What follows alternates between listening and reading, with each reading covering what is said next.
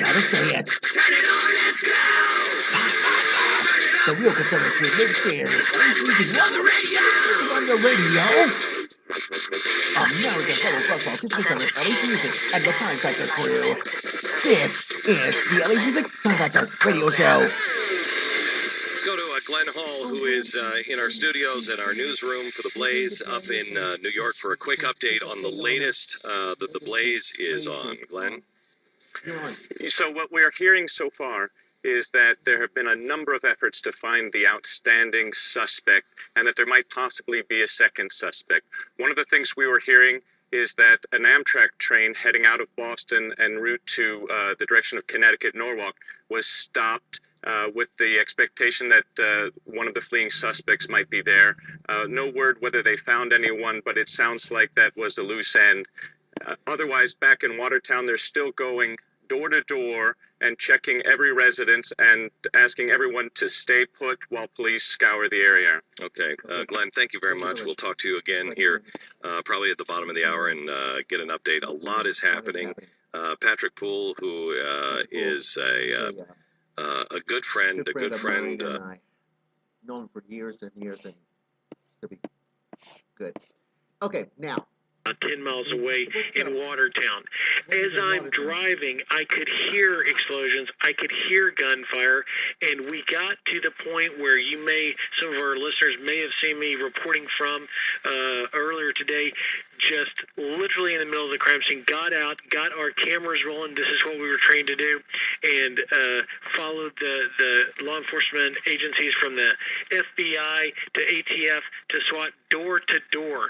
During that initial encounter, and that was probably about 1 a.m., I believe, as best I can recall, we took someone into custody. It was not Tamerlan. It was not suspect number one, who we know now is dead, and it's clearly not suspect number two, Yohar, who is on the run. We don't even know, even still, my law enforcement authorities are not telling me whether or not that person may or may not have even been remotely involved. I do know this, Sean. When I was Lieutenant Colonel Oliver North's cameraman 10 years ago during the invasion of Iraq, we were accustomed to the level of violence that was taking place during the invasion of Iraq. I have not seen that in an American city in the 10 years since that invasion, and I was briefly introduced to it early this morning. You know, it's so funny you bring that up first of all, I can't believe it's 10 years ago, and look what a rock star you've become, number one. Number two, I remember the day being on the air, flabbergasted when I got news that you may have been killed. Remember that? I do, Sean, and I'll tell you, I remember just sitting back and saying, please, God, please, it can't be true. Well, you got me a little sleepy, too, because I hadn't really been to bed, and you reflect on these things, but you try and keep your head straight. No, I know you do, and this is the background and experience you had, and by the way, Ali does not take friends of his into the safest areas when he goes to Iraq and Afghanistan. He gets right in the middle of the action. But all right, so walk us through from the point when that MIT officer was killed, and then all of a sudden this big shootout occurred. Where were you during that point of the night? So, if you put the pieces together, we know that the shooting occurred around, and this is according to the sort of TikTok, as they say, from the Middlesex County. And there was a robbery before the shooting. That's correct. According to the TikTok from the officials, we know that there was a robbery in a convenience store near MIT's campus, which ultimately led to the shooting of the first officer on MIT's campus. By 11 p.m. past, the suspects are now carjacking someone somewhere near MIT and on the run. They about 5 miles outside of MIT's campus, and sometime between 11 p.m. and 12:30 or so, certainly before 1 a.m. when I got there, they had released the victim that they carjacked at a gas station along Memorial Drive en route almost into Watertown. This is the guy with the Mercedes. That's correct. And he immediately contacts law enforcement people. That becomes a crime scene. I again, it was my training at Fox. It was spending a lot of time with brave men and women in the armed services. You get an awareness, and when I saw every cop peeling out of the MIT scene and hitting the road, I said, we got to follow this. Something is here. And sure enough, as I went screaming past the gas station, the victim was there talking to the authorities, but the police continued in. And, you know, these were not just police cars. We had the full explosive ordnance bomb squad guys. We had armored Humvees with armored members with alert. And the reason why it's a fair comparison to the battlefield, Sean, is it wasn't just the assault rifles that these guys allegedly used and the shootout that occurred that claimed the life of substitute number one. It was the explosives. From the beginning, they used explosives at the finish line in the marathon on Monday. Then they used them, tossing them out of the cars. I heard one explosion shortly after I arrived and jumped out of the car. There was only myself and a cameraman named Neil from the local Channel 7 of some surrounding area, and he and I chose... Were you carrying your own camera? I was carrying my own camera. You know, you learn things. You never want to, not utilize any opportunity you can. And were you carrying one of the heavy ones? No, I was carrying a small camera similar to what I carried in Iraq with Colonel North, but we were, Mike Tobin and I were... Were you really driving 100 miles an hour, by the way?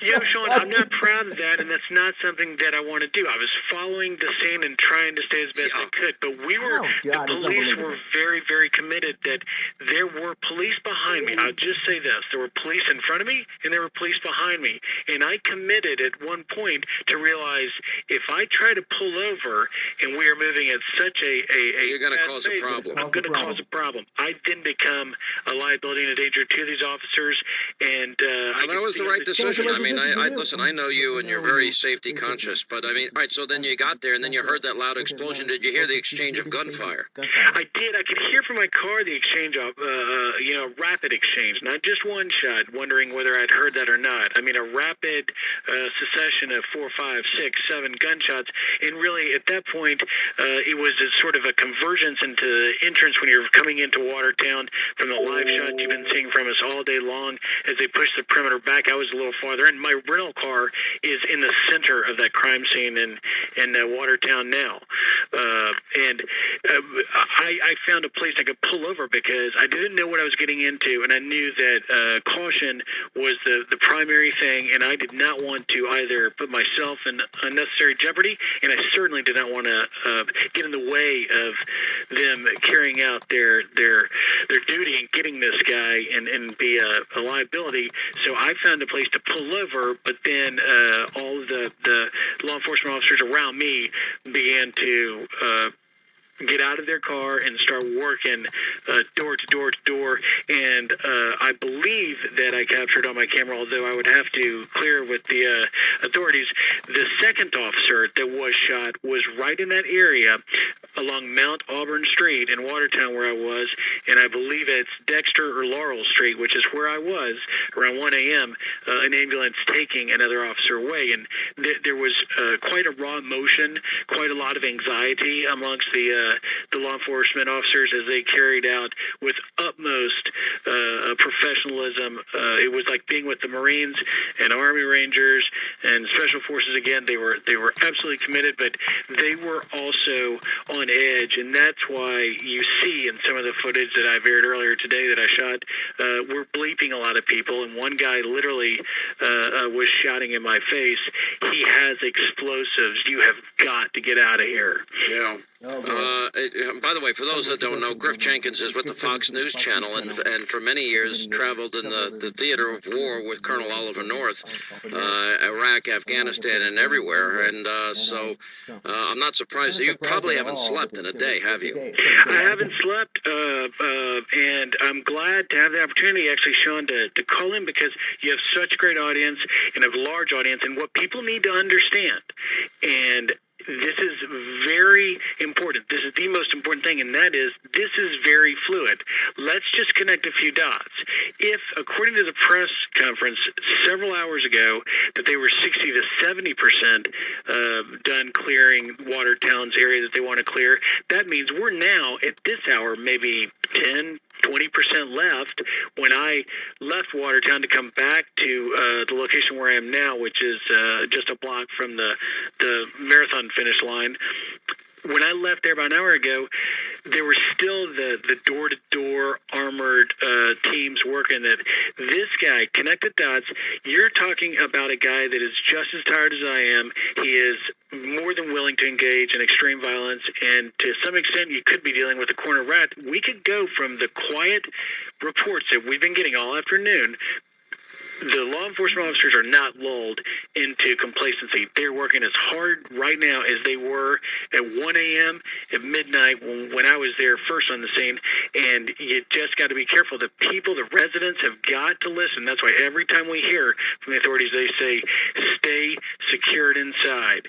Don't go outside. It's a virtual ghost town in Watertown right now, Sean, and that's a good thing, because we need to let the law enforcement officers do everything they can to find this guy, because if he's dug in, he's going to go out with a bang, and we're going to go from a very afternoon quietness to another storm. It's just unbelievably chilling, everything that's going on. And let's say, I mean, I would think what's so dangerous about this, Griff, what you're describing as they go house to house, is there's, any corner, any crevice, any area of a house, a crawl space that these guys can be hiding in. I mean, and maybe even the people in the house don't even know it. That's correct. And not only that, Sean, we've seen throughout the day the explosive teams go in and detonate controlled blast because they found explosives. So he could be miles away. There could still be live bombs out there. And we've seen the damage on Monday it did. We know what would happen if someone ran across it. And so it is certainly a very volatile situation, whether he's even there or not, until they clear at least what is known on the battlefield as an IED, an improvised explosive device. And we know how many that there was a report earlier that he might have had a suicide vest on, the older brother to Marlon, and at the bottom of this hour we're going to actually examine. Apparently he has had great interest in radical Islamists, and I started to lay the foundation earlier in the program. But do we know if that was ever confirmed today? It was discussed earlier. I cannot independently confirm it, but again, there's one portion of the tape where you hear the natural sound where a guy is yelling to me, he's wearing a vest, or he may have a vest. There was concern this morning when I rolled up on what was the tail end. Now, this firefight had been going on for I don't know how long. By the time I got there, because it was pretty much wrapping up. I only got about 5 minutes of it, and if you listen to the tape of some of the locals, it went on much longer than that, and throughout the night, and woke everybody up.